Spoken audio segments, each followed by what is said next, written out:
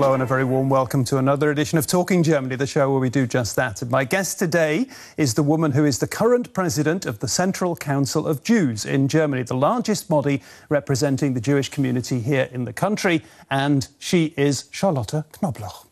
Charlotte Knobloch, thank you very, very much for joining us today. And good day to you. Schönen guten Tag. First question, your grandmother was killed in Auschwitz. Your father was forced into slave labour by the Nazis. At the end of the Second World War in 1945, you met up again with your father and your family decided to stay in Germany. Why? Also mein My father had to remain in Germany. He was a lawyer, and of course, because of his training, he couldn't continue to practice his profession in any other country. Over the years, my husband and I got to know each other, married, and wanted at all costs to leave the country that was home to those who had perpetrated Nazism. And all the other young people we knew felt the same way. We'd made all our preparations. We even had contracts for jobs in St. Louis, Missouri, in the US.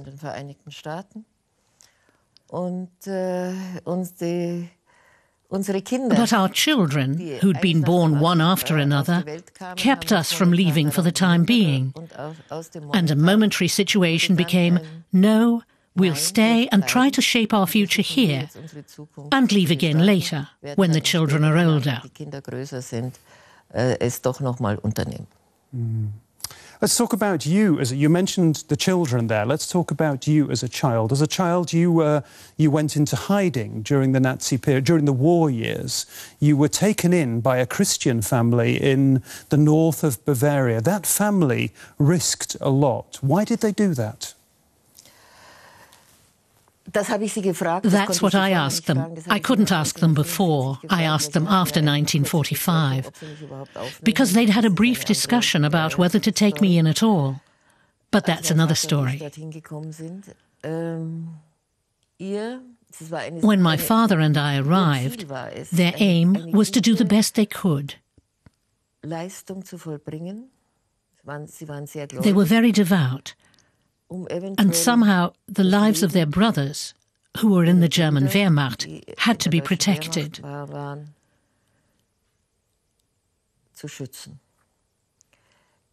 They wanted their brothers to come home from the war safe and sound. How many brothers were there? 2. And did they come back? Yes. One was in the Russian government and in the Russian war, against the Russians, and one was in Africa.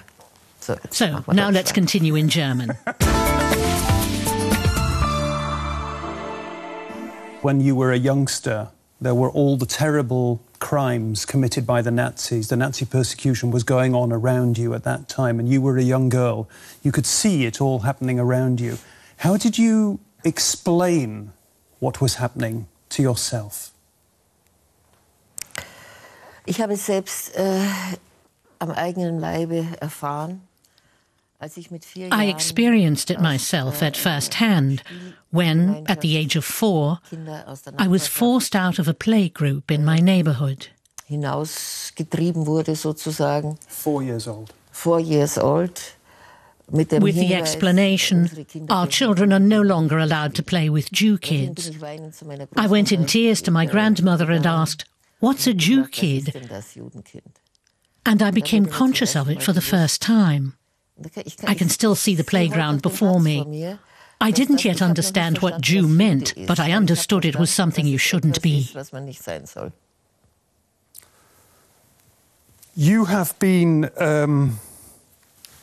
When you tell me this story, I'm very moved by this story, and I can understand. I can begin to understand how you might think a lot about what happened to you back then. You might think a lot about the past. You are going to be stepping down as the president of the Council of Jews here in Germany shortly. You've been the president since 2006, and you have been under a little bit of pressure to step down. And some of the people who have put you under pressure, they say you think too much about the past and not enough about the future? Das ist eigentlich, that doesn't accord with the facts at all, because I've always said that Judaism must not define itself through the Holocaust.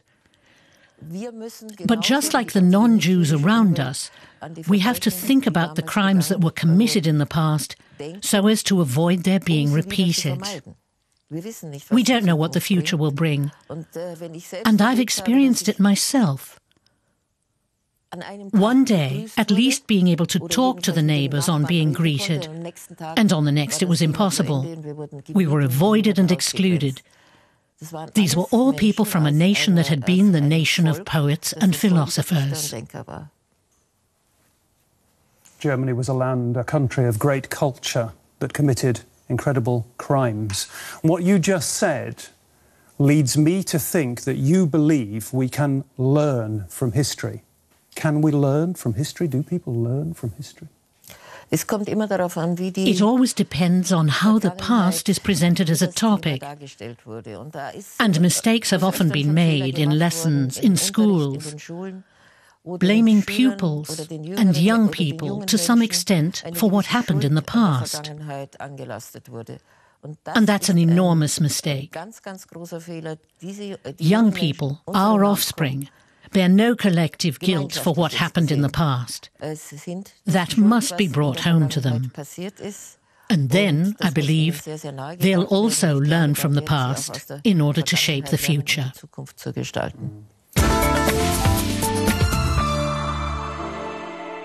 I must be honest for myself. I think the Stumbling Blocks project, for me personally, is a good project. You were opposed to it, at least initially, if I understand correctly. Why? I found that sort of memorial unacceptable, because I don't want to have to see people being trod underfoot once again, dogs defecating on them, or people spitting on them.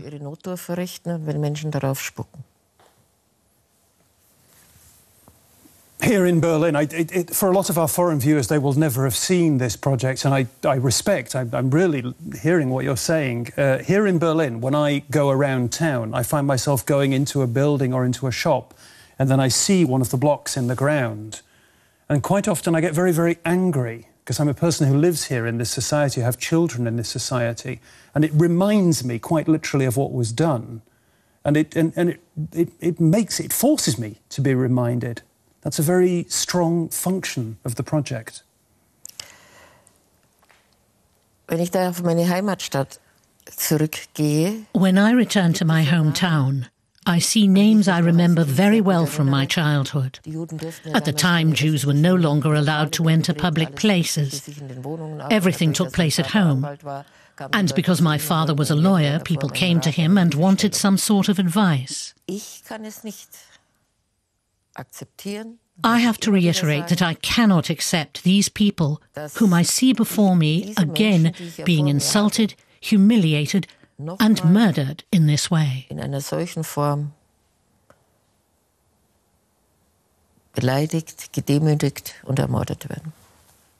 Point taken. I mentioned my children just now. I have children who are effectively, they're young German children. I'd like you just to tell me a little bit more. They could be ashamed of their German history, of their recent German history. Should they be ashamed of it? Nein. No, they have nothing to do with the crimes, whether perpetrated or supported by people in the past. I think we should be aware that Hitler was elected. He didn't stage a coup. So they all agreed to vote for him, although they knew exactly, he'd always made it perfectly clear, what his aims were. Young people nowadays need not be ashamed of something they bear no guilt for. That's my opinion. We're talking about the past, we're talking about the present. Before the Second World War, there were more than 500,000 Jews living here in Germany. Only 20,000 or so remained here after 1945. But since then, the community has grown, first slowly, in recent years much more rapidly, now totalling over 200,000. And 90% of those arriving into the German Jewish community now are coming from Central and Eastern Europe, and they've come since the collapse of communism. Lena Gorlick moved with her parents from St. Petersburg to Munich when she was 11 years old. The author says she's not religious. Nevertheless, she had her son circumcised according to Jewish tradition. I'm happy we did it, but I can't explain why. Maybe it was important to me as a tradition, or subconsciously. Maybe I can sense I'm Jewish without it playing a big role in my daily life. On the other hand, Grigory Kristal, an engineer who runs his own business in Berlin, is strictly Orthodox. The Talmud contains 613 commandments. He is trying to live by them, but says it isn't easy. He says he couldn't practice his religion in Riga, his hometown. Only after he came to Berlin did he find his faith. He says he can no longer do without the community and religious services. It's the whole atmosphere that's prevalent. It's like a small family. You sit together, sing together, pray together, and that's what every person needs as the week comes to a close.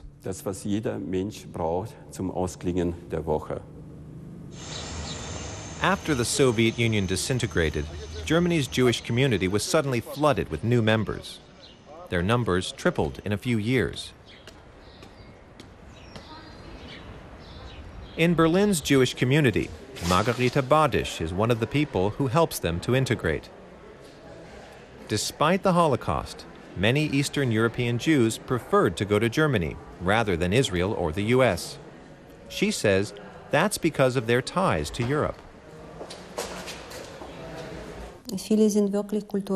Many have cultural ties here. I think that's the reason. After the Berlin Wall came down, it simply became easier to travel.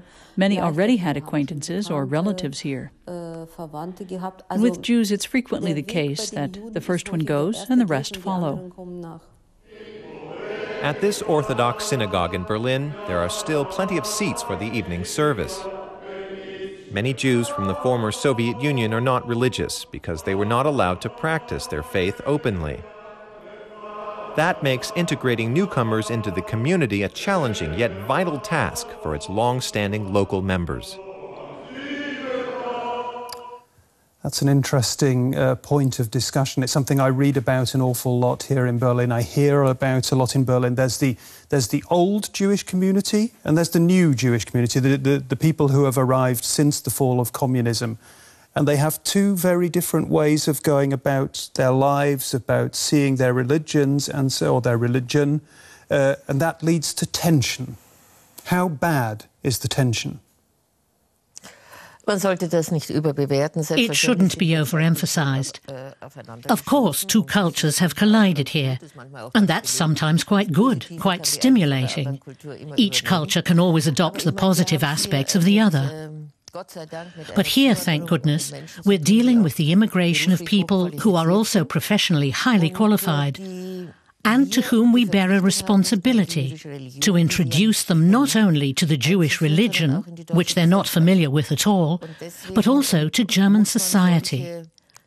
That's why certain attitudes, which I admit have emerged in some communities, must be rectified as soon as possible, so that the people who come to us as immigrants feel accepted, not as if they again had to live in a ghetto and be excluded. And that's a topic that will continue to occupy us in the coming years, and I hope we bring it to a positive conclusion. The will is there, but sometimes it's a bit harder to find the way than the will. And these people who are coming and arriving in Germany, give me a quick answer on this one. Are they being welcomed with open arms by the broader German community? You speak about the Jewish community. The broader community here in Germany. Nothing that's foreign is especially welcome at present. It's the same the world over.